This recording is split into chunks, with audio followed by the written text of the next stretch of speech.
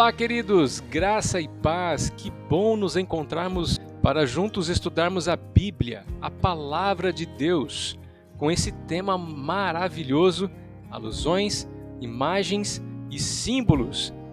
E eu quero perguntar a você se você já adquiriu a sua lição, já fez ou renovou a sua assinatura anual.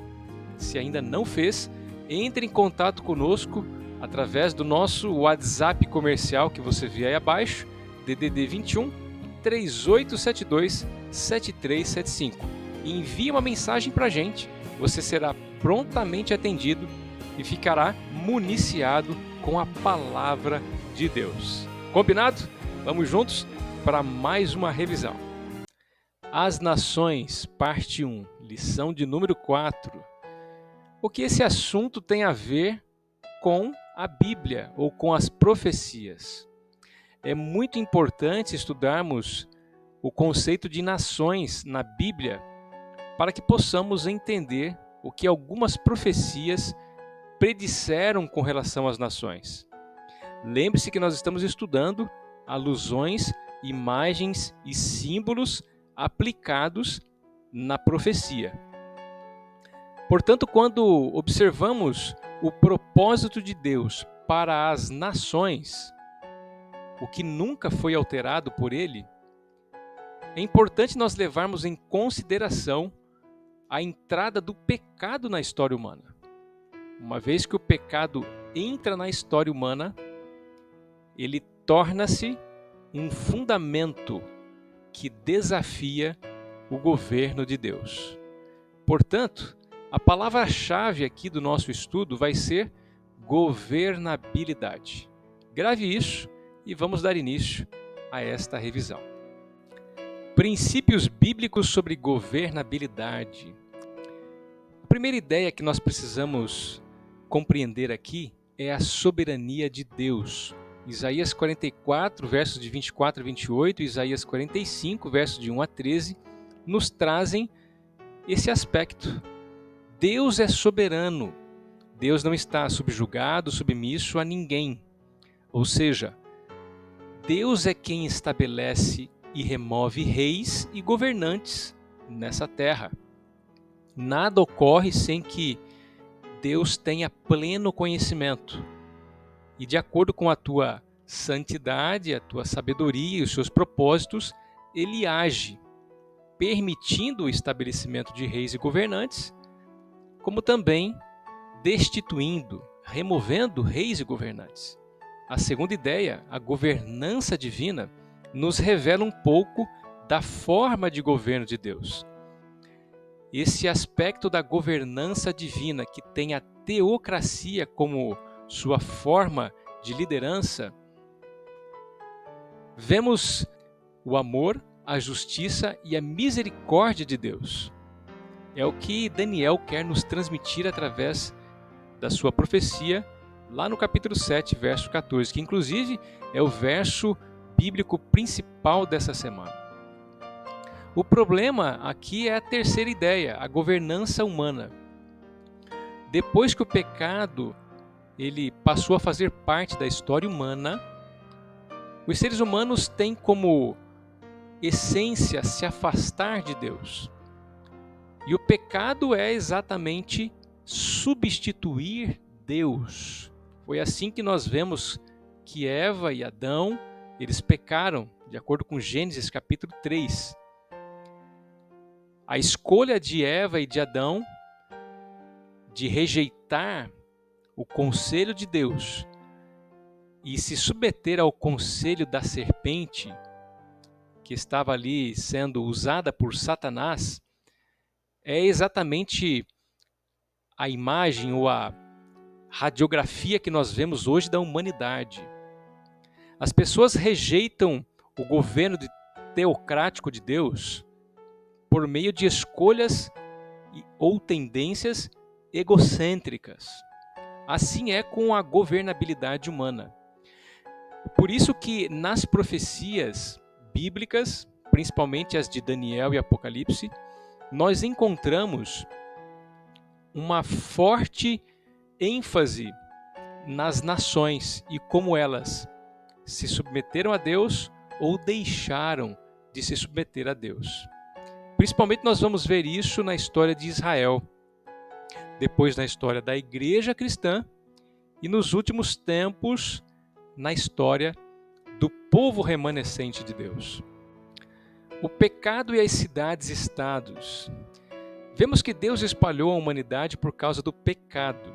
Nós vemos isso claramente lá em Gênesis capítulo 11, na história da Torre de Babel, onde Deus precisou descer para confundir as línguas e assim o povo ser espalhado. Mas isso tem um propósito. Se nós olharmos Gênesis capítulo 1 e 2, nós vamos ver que a ordem de Deus para crescer e multiplicar, ela foi desafiada pela humanidade. Adão e Eva foram retirados do jardim do Éden para justamente não propagar o seu erro e tornar-se mais independentes de Deus. Portanto, o conceito nações na Bíblia, ela começa ou está associada a divisões de terra, línguas e famílias, justamente para poder cumprir o propósito de Deus, a princípio que era de crescer e multiplicar, levando o conhecimento de Deus a todo mundo, criado, a todas as pessoas que se formariam. As cidades-estados, portanto, não estão, sob o ponto de vista bíblico, na solução de Deus para o problema do pecado. Muito pelo contrário, é uma consequência do pecado. Se nós olharmos a engenharia de Nimrod, principalmente as 3 grandes cidades que ele fundou, Babel, Nínive e Resem, e outras cidades, como nós vemos ali em Gênesis capítulo 10, versos 10 a 12, nós encontramos o constante desafio para com Deus. E Nimrod tem uma associação ao seu nome bem interessante. A expressão poderoso na terra, valente caçador diante do Senhor, denotam a sua afronta, a sua rebeldia para com as coisas de Deus, para com o governo de Deus, para com a vontade de Deus. Diante da iniciativa rebelde da humanidade, Deus chama Abraão. O chamado de Abraão é uma resposta divina ao cenário egolátrico da humanidade. Se nós vermos Gênesis capítulo 12, versos de 1 a 9, e lemos com muita atenção, vamos entender que, através desse chamado a Abraão, Deus procura restabelecer a sua teocracia, que por ora tem sido desafiada. Criar um povo ligado a Jeová, fazer de Abraão uma boa terra, simbolicamente, é claro, para que sua semente, que seria Jesus veio dessa linhagem, abençoasse as nações, era o propósito divino, a resposta divina para esse problema da governabilidade humana. A glória de Deus por meio de Israel seria conhecida não só por Abraão não seria o único a revelar o caráter de Deus, mas como pelo povo o qual ele daria início. E nós sabemos que na história de Israel, enquanto Israel foi obediente a Deus, essa glória, esse caráter de Deus foi revelado. Assim como prevê Deuteronômio capítulo 4, versos de 5 a 9, os estatutos e juízos ensinados por Deus foram revelados à humanidade conhecida enquanto a nação israelita esteve obediente. Infelizmente, o pecado fez parte da história de Israel como povo. E o modelo pagão de governo passou a fazer parte da governabilidade de Israel também. Quando o povo de Israel pediu por um rei, a reação divina foi firme, ao dizer para o profeta Samuel, em 1 Samuel capítulo 8, verso 7, pois não te rejeitou a ti, mas a mim, para eu não reinar sobre ele. Vemos aqui claramente a desaprovação do Senhor. A idade do profeta Samuel e o caráter de seus filhos foram colocados como razões secundárias do povo para pedir um rei, tal como as outras nações pagãs. Isso não pegou Deus de surpresa de forma alguma. Deus já previa esse erro. E é por isso que nós vemos diversas orientações de como Israel deveria estabelecer seus reis. Mesmo que a teocracia fosse a mais recomendada para o povo de Deus, o povo de Israel, Deus ainda, por misericórdia e com propósitos redentivos, orientou ao povo a não escolher reis que não fossem tementes a Deus, que se preocupassem com a nação, que buscassem realmente soluções divinas para problemas humanos. O mais interessante é que a Igreja Judaica Cristã também perpetuou esse erro. Ao observarmos a advertência de Jesus à mãe de Tiago e João, quando ela pediu para que seus filhos se assentassem um à direita e outro à esquerda de Jesus no reino de Deus, vemos que o destaque e a grandeza devem ser decorrentes do serviço abnegado e humilde em relação ao próximo. Isso está em Mateus capítulo 20, versos de 25 a 28.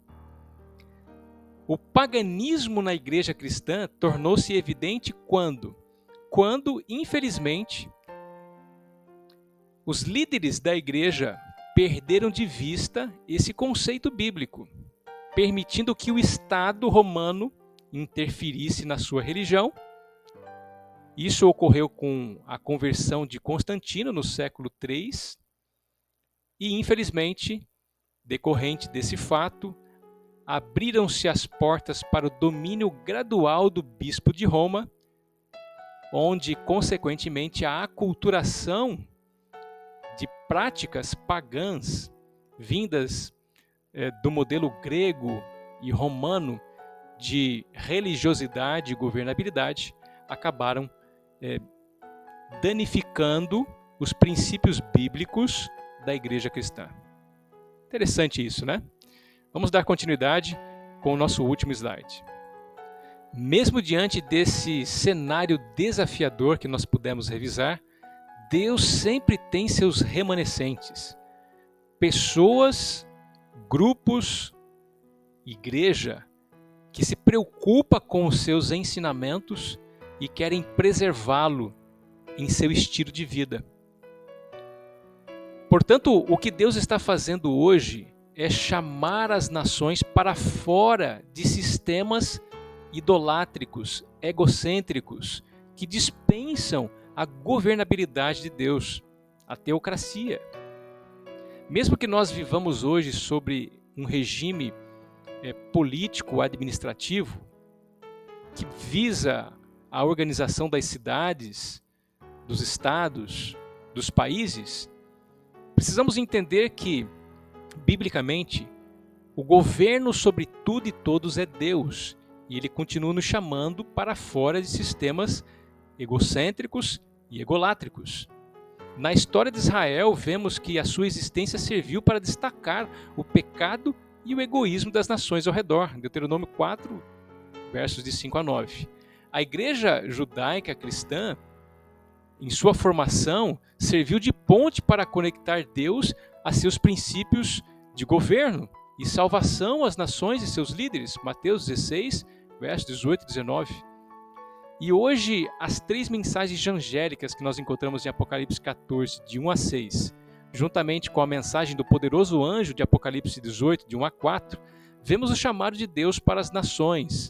Deus continua chamando as ovelhas verdadeiras de todos os apriscos babilônicos, ou seja, babilônicos aqui é uma figura de linguagem para o falso sistema de adoração.